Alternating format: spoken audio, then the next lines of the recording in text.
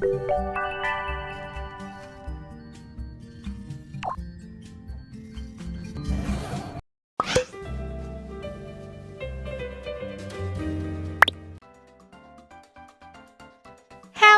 my name is Dolly. OCs are one of the things that almost every artist has, and are usually characters that artists invest a lot of time into and really care about. And I've got a lot of OCs from many different places. Sometimes you might want to take a break from all the serious and dark lore building, or drawing 500 fully rendered illustrations to just do something fun with them. I know I have that problem where I want everything I put out of my characters to be perfect and really try to focus on lore, that I don't get to draw as many cute, silly things. So that is what we are going to be doing today. I've got a bunch of stuff lined up for this video, but first why don't we talk to someone who really loves to draw their OCs. And someone whose OCs I also love, Emma Artley! Hello, Emma! Thank you so much for joining me. Would you like to give everybody an introduction for those that may not know you? Hello, my name is Emma. I create a lot of art online. I have a lot of characters. OCs are my passion. Literally, it's all I think about. So I'm happy to answer some questions.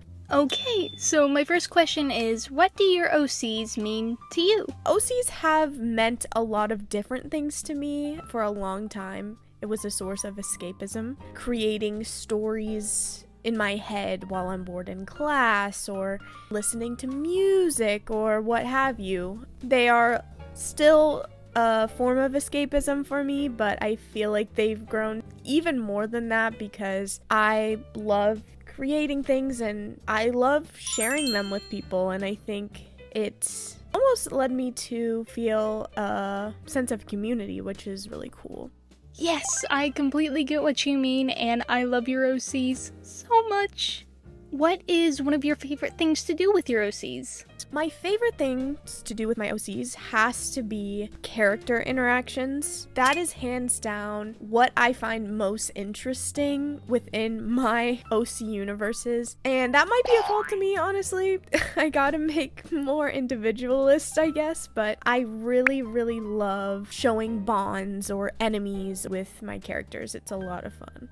Honestly, I really love the way you show your OCs interacting. I feel like it gives us such a strong look into like their personalities. What's one of the most important things to you when making an OC? One of the most important things is finding that intrigue, and it doesn't have to be super original or appeal to the masses. It's finding what makes you very interested in this character. It might be filling a gap where you don't see certain things represented, or sometimes it's just simply relating to that character on a certain level. Visuals are also very important, obviously, if you really want to like drawing that character, but I think that's what I tend to gravitate towards the most. Ooh, I really like that answer. For me, it's always been, would I like this OC even if I had no idea who they were? Like with Allie Genesis, I still think she would appeal to me even if she wasn't originally my character. And yeah, I think finding that one little niche thing that you really like is so important. My next question is, what is something that you really want to see people do more with their OCs? That is such a good question. Honestly, I love seeing comics. I think comics are so freaking cool, and having bite-sized story bits of your characters, no matter how much effort you put into it, is so exciting and fun to me. I eat it up every time. I absolutely love Dolly's artwork and characters. They very much speak to me. I'm a big couple person when it comes to OCs, and Mitzi and Valentine, oh my god. Bro, what do I want to see more of? I want to see more of these two. Thank you very much. Dolly, get on it. Do it. Please. Nobody can see it, but I'm giggling and kicking my feet so hard right now. Thank you. I want to see more Winnie and Fox right now. Right now. I need it. OCs, they're just epic, and I have such a good time. Thank you for asking me these questions, Dolly. I am honored to be a part of this video. Thank you. And thank you so much for coming on and talking to me. You are so awesome. So, let's get into our first thing to do with your OCs, which is make photo cards of them. If you guys don't know what a photo card is, it's basically just a card of a person or character. It's very popular within the K-pop community, but there are some for fictional characters as well. You can put them in a card holder and attach it to your bag, and then you can bring your OC everywhere you go. People will be like, "Who's that character on your bag?" Nice. They're really cool. And you can be like, "Actually, it's my original character." I don't know why I did a Birdly impression there. For me, I was trying to decide if I wanted to do Mitzi or Valentine as a card, but I couldn't decide between them and just said, why don't I make it both of them? Now, for this piece of art, you might have seen it on my Instagram on Valentine's Day. So, yeah, that should give you an idea of how long I've been working on this video. There are a lot of different ways you can theme the photo card, like if your OC is a celebrity or someone famous, it could look like it's a picture taken by the paparazzi. Or if your character is from like the Victorian age, it could be like a painting or photograph of them from that time period. For me, I wanted to do something kind of silly and give them that kind of 1950s promotional photo for a movie thing, but I didn't lean into it too hard. If you guys don't know my OCs, hi! This is Mitzi and Valentine, and they're in love! Valentine is a vampire who is running away from the Hunger, a group of vampires that are really evil, and the people who turned him into a vampire. In a weird turn of events, he joins a 1950s variety show called The Carlette Show, and quickly becomes beloved by the public, especially since vampires don't make themselves known in this world. And who does he meet there? Mitzi! And together they become a not-so-secret couple. Everybody in the Carlette Show knows, how could they not? I'll get more into explaining the story a little bit later, because a lot of you guys said you really wanted to hear it, and I aim to deliver! I also added both Mitzi and Valentine's signatures, because a lot of times photo cards either come with printed on signatures, or people actually get them signed. So I thought it'd be cute to look like they both signed it. This is probably my favorite Mitzi and Valentine art I've made, and I love Val's face here. Nobody help him. He's right where he wants to be. And here is the photo card done. I love it so much, I'm going to make it real ASAP. Next up is designing their wardrobe / making a paper doll. Now, this might sound a little obvious. Yeah, they have more than one outfit. But a lot of the time, people have told me they've never really thought about drawing them all out. And I am one of those people. Once I draw an outfit I like on a character, she's wearing it 24/7. So I'm going to try to make a little collection of outfits for my character, Ali Genesis. She is the only OC I have that is not a part of the Carlette Show. She is in her own little story. And let me know if you guys think this is a fun concept. D&D if it was set in the early 2000s, basically. I love fantasy stories and magical creatures, but most of these D&D-like stories are set in the same kind of medieval time frame. Not that there's anything wrong with that, but I just wanted to combine these two things that I really like. All of the creatures in this world, mermaids, centaurs, fairies, look like 2000s toys. Like, for Ali Genesis here, for one, she's a pink little devil. I'm not calling her a tiefling anymore because I think D&D copyrighted that. And when she touches water, she gets these little vector flourish tattoos all over her body. Like the mermaid Barbie doll I'm always mentioning. In this universe, adventurers are basically someone you can hire in this world because it's like a job. The best example I can kind of think of for a reference is My Hero Academia. Kind of. I haven't seen it in so long, so I don't know if that's totally accurate. You can put up quest listings, like someone to go kill some giant spiders in the woods because they stole your bike, and an adventurer can take the quest and go do it. Of course, there are good adventurers, and not so good adventurers. Ali Genesis is considered one of the worst ones, because she can get the quest done, but will end up blowing up your bike and burning down the forest in the process. She's also not had the best of luck with relationships, so she's got a bunch of different exes that are all different creatures, which is how I plan to explore the different species, 2 of which I will draw in this video. So for designing outfits themselves, I first thought of where she'd be wearing them, and then what they would say about her.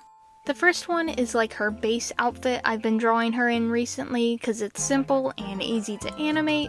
The second one is what she'd wear casually around town. I love the I Love Nerds shirt. It's like a reference to how I'd see that shirt everywhere in the past. It was ridiculous. I've decided that the boots were one of her main constant items that she'd always wear because it gives her a silhouette I really like. If you're having trouble with what kind of outfits to choose, think of like if your character was in disguise. What kind of outfit would they choose that they thought was so opposite to how they normally were that no one would recognize them? What would they consider really fancy? Do they have a uniform at work? Do they borrow items from their friends? Allie's last two outfits are a swimsuit that really showcases the tattoos I was talking about earlier, and a club/date outfit in which she's brought her faithful borrowed weapon, a busted violin, to the date. This is kind of a little reference to how I would play her in Baldur's Gate, and you can even see it in my original art of her. Oh my god, it's awful. These are not even the same person, I swear. This is probably one of my favorite pieces from the whole video, so I hope you guys like it. I tried giving it a little bit of a Little Big Planet look, and I think it really pulled it together. And here is Allie and her outfits. This is my lock screen now. I'm so obsessed with her. Let me know which outfit is your favorite. Next up, we have merch. This is probably the most common one for artists to do, but there's a reason everybody does it. There's something very special about holding a keychain of your little guy, or to make an Ida bag just for one of your characters, which I was gonna do with Mitzi, but none of the manufacturers shipped in time, and some other issues, so I'm very sad about that. I will do it, but unfortunately it is not happening right now. So, I am going to make a keychain of Mitzi and a standee of Pinky and Lemon Time. And I'll also redesign them because I haven't given them a new design since I was like a teenager.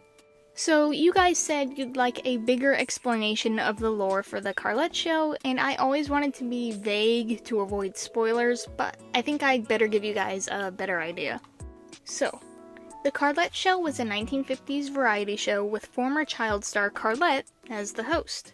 It was very popular for a while, but when Valentine and Pinky joined the show, strange things began to happen. A dead deer is found on the set, co-stars' rooms are ransacked, and cast drama starts to get released to the public in tabloids. And while I can't really tell you what happens in between, in a last-ditch effort to profit from the cast of the show, they put them in a Truman Show / WandaVision style situation where the cast doesn't realize that their whole world is fake. They think they've all retired from their life of stardom, when in reality they're still being watched by the world, even in their own homes. And everyone they interact with is deceiving them in some way. And where you come in is helping them realize this world is fake and helping them escape it. But some of them would rather stay in this fake reality. So that's hopefully a better explanation of the concept. If you have questions, ask them in the comments. I will try my best to explain. For some other little things you can do with your OCs that don't require drawing, you can make them in games. Obviously, Tomodachi Life is currently a popular one, and you better believe I made my characters in there. Mitzi and Val are married! Aren't they so cute? And, you know, you can make more than just your OCs in Tomodachi Life. You could make your me marry Barry Styles, but who would do that? There's also The Sims, Dragon Age, and Baldur's Gate 3. Whoa, it looks just like her! I wonder why!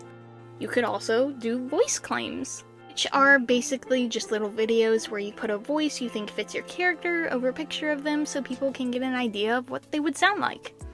Like, I'll do one as an example.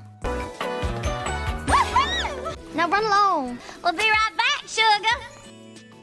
When a woman says later, she really means not ever. You could make their house in The Sims. Backgrounds are something I know a lot of people struggle with, so here is a simple way to visualize what it might look like without having to redraw and redraw and redraw. And I'm sure this is an obvious one, but make playlist for each character. So back to my redesign of Clementine and Pinky, it was mostly just their outfits, because they needed it. For Pinky, I really wanted a suit, but still a little showgirl-esque. I really wanted it to be something she'd actually kind of like wearing and showed her personality a bit. I did want it to be very sparkly though, as a lot of the suits I used as reference were. For Lemon Time, I wanted to focus a little bit more on the goth and dancer aspect of her character, so she looks a little bit more like a ballerina. So here are these three done. I think these designs fit way better, and of course Mitzi is cute, as always. And here is a mock-up of what the Eat-A-Bag would look like. Next up, we have AUs. AUs are. Can you guys tell I'm excited for this video? AUs are alternate universes, and that can mean nearly anything. An AU could be where everybody's a cowboy, one where it's the zombie apocalypse, or one where you put the characters in another world, which is what I'm going to do with Valentine and the show Dexter. Why Dexter? Because I binged it all while working on animations and other projects, so it's been in the forefront of my mind. So, why make AUs? Well, it can be a fun way to explore how your character would act in situations that they might not normally be in. Like being co-workers with a serial killer. I don't normally do AUs, so this is very fun for me. Like, what would Valentine look like in 2006 Miami? How would he attempt to blend in with the environment? How would he hide his vampiric tendencies? I think it would be funny if Dexter thought he was like another serial killer and just followed him around. And it's not like Valentine can just say he's a vampire here. You might notice Val's necklace here. That is a lover's eye necklace, which is an 18th century piece of jewelry that basically let the wearer look at their lover's eye while still keeping their identity hidden. But let's be honest, it's obviously Mitzi. If I did another one of these, I'd do Ali Genesis and like Roderick's band from Diary of a Wimpy Kid. I think they'd get along.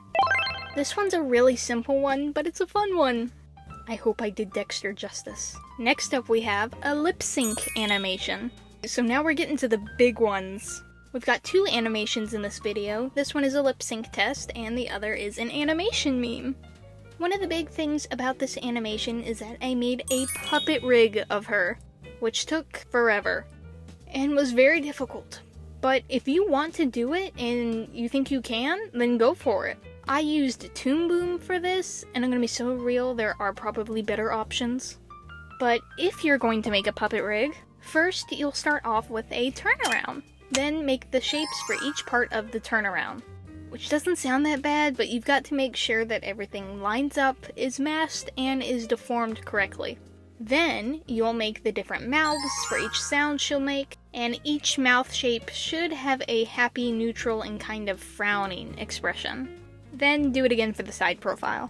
That's a really simplified version of making a puppet rig.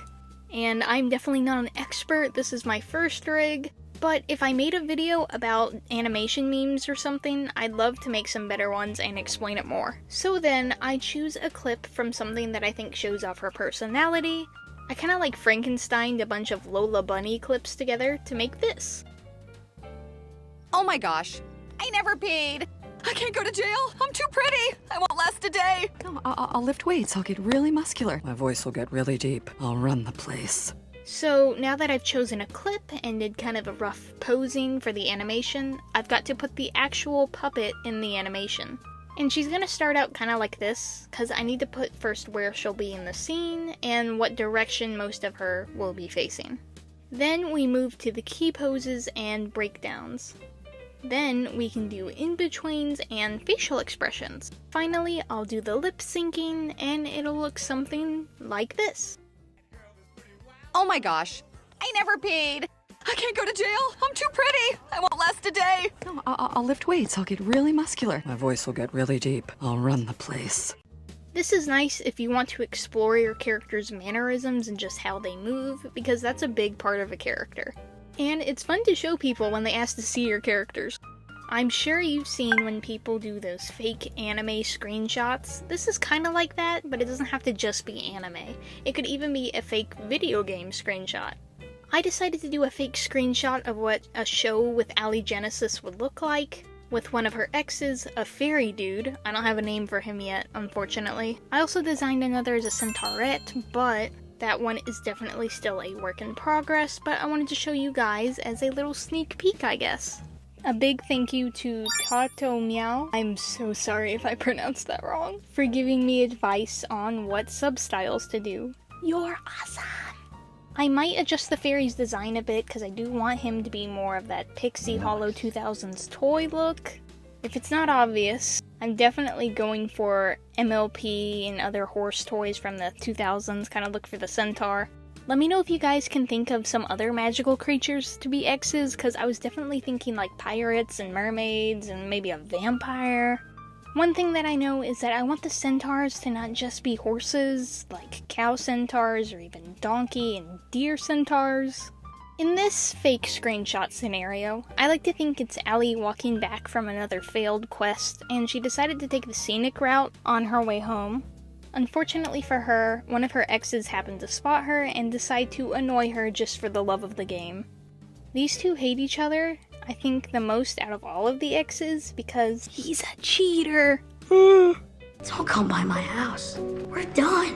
If you guys are wondering why there's so much Allie in this video, it's because I've really been wanting to develop her story and her world, so I thought this was the perfect opportunity.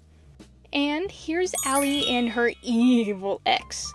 Someone needs to swat him like a bug. Alright, so for the last part of our video, we are doing an animation meme. An animation meme is basically an animation put to a certain song, with the animation usually matching the lyrics. I couldn't find a currently trending one that I really liked, so I wanted to do Girl Like Me by Pink Pantheress. So, I didn't say it before, but I plan on using the outfits of Allie Genesis specifically for this animation. I'm getting the most use out of them. I'm also going to be using the puppet rig again, too. So first, I like to start out with this really rough storyboard, and it might be hard to tell what's even happening here, but if you understand your own storyboard, that's all that matters. Then I go in and animate the sections with the puppet rig, and then it crashes on me and I lose all my progress, so I have to do it again. I did some additional drawings, and then the animation was done. I can't exactly play it with the original audio, but I can upload it by itself the next day after this video is out, so please check it out when I upload it there. Thank you! So, those are some things to do with your OCs. I'm gonna try to find video topics that let me draw my characters a bunch, so let me know if you have any ideas. And of course, let me know if this video inspired you to do any of these ideas. Thank you to Emma Artley for being in this video. You are awesome! Go check out some of our collab videos together. I still really love our Monster High one. Check it out! And of course, if you're new around here, hi! Thank you so much for watching this video. And as always, thank you so much for watching. And goodbye!